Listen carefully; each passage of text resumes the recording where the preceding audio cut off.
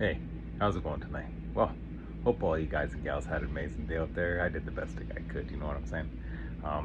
Some days yeah, you just gotta do the best you can, right? You don't always work out exactly how you plan. Some days you don't exactly meet, the best of yourself that you can sometimes, but you do your best. And when you make a wrong, you apologize and things like that. But I figured I got a couple quotes here. So, first one says, what we have done for ourselves dies with us.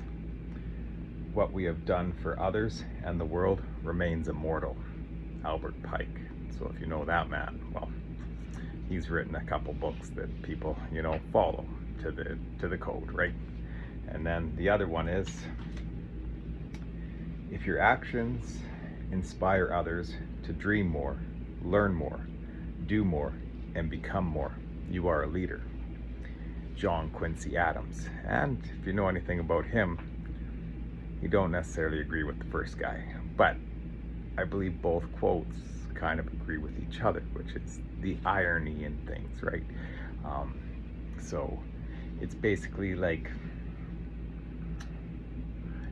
if you're self-serving, it's only you, right?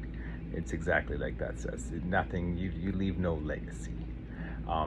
But if you desire to better the world around you, better the people around you, lift people up when you rise and elevate situations, that's what remains immortal. That's what betters the whole collective of people and things like that. So even though these two people have differing opinions on certain aspects of life, if you know anything about either one of them, and their histories and what they believe, yeah. But doesn't mean that still in some aspects there's a common ground, right?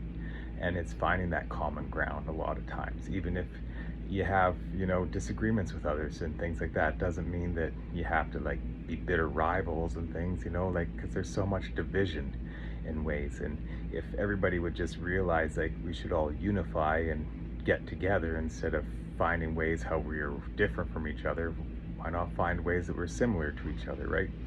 And that's like one thing. Like when I grew up, there used to be a thing called debating, and it was a healthy thing. You would a lot of times agree to disagree, but you would sit there and you'd talk, even if it's not your viewpoint. You'd still have to argue your case for that viewpoint thing. So it would open your mind, it would expand you.